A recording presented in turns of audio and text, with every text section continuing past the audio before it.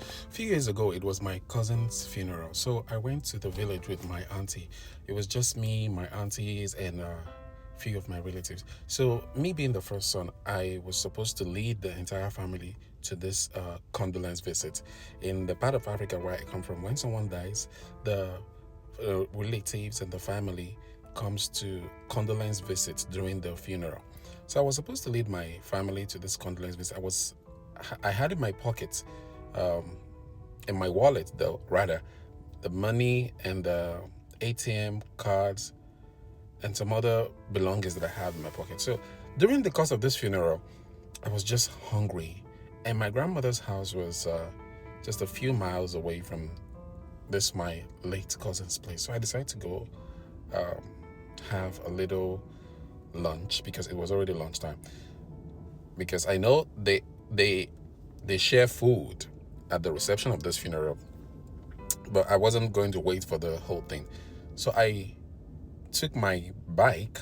I drove to my grandmother's house, and she was excited to see me, and she gave me the lunch. I finished eating. So my auntie called me on the phone that you should go back to the house and get some gas for the generator. We call it fuel.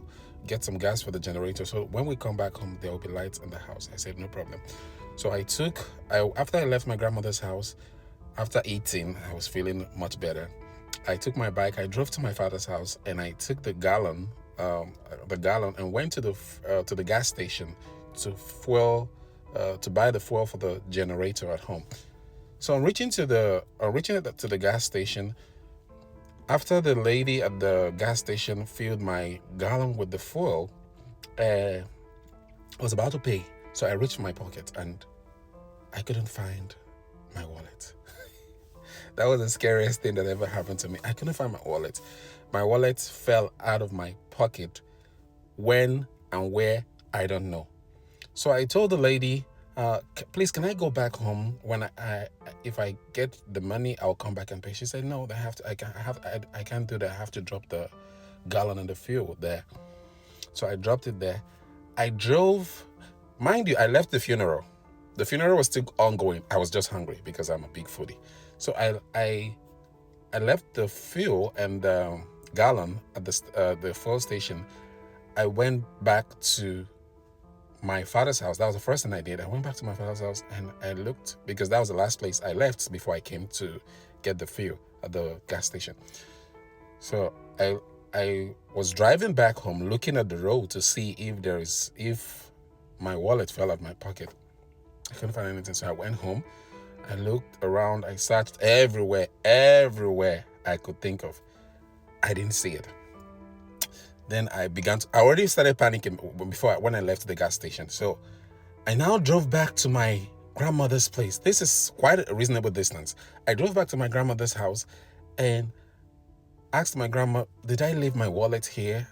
My wallet has my ATM and had some money in it. And the money in this wallet is the money I was supposed to use to buy some drinks at the funeral to go for this condolence, and put some money in the envelope, because that's a tradition. You can put money in the envelope and buy some drinks, and you do a kind of mini procession to the table of the deceased family and hand them this and give them your condolence.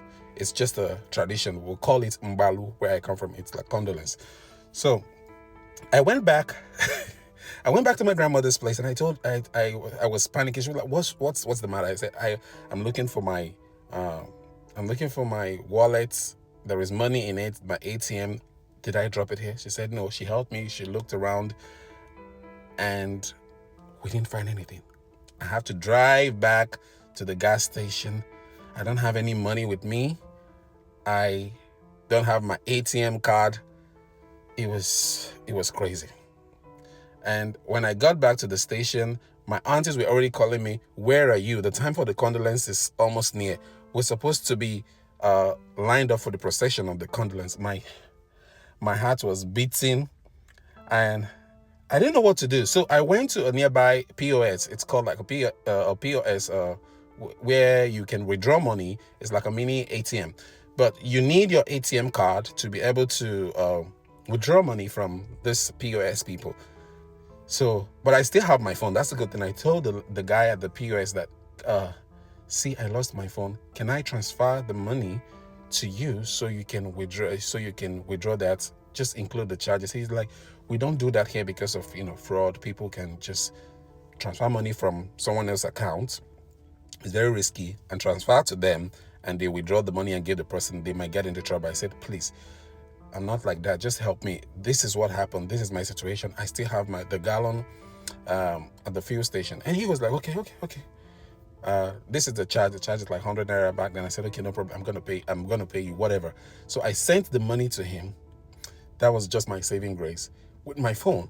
And he withdrew this money and he gave it to me. I thanked him. I went back to the gas station. I paid this woman at the gas station. She now let me carry the gallon, and I went back home. I was mad. I was furious. My aunties were calling me, where are you? A lot of things were going through my mind. I lost my wallet. I just got the wallet. It's like a new wallet. I lost the wallet. I lost my money. I lost the ATM. I lost like everything. And the pressure was on me. I was so devastated. But on my way home, I dropped a gallon of fuel at home, and I told my aunties, I'm coming. They should just calm down. So I went back to the funeral. I drove back to the funeral with my bike, and I just told myself, now this has happened. What next?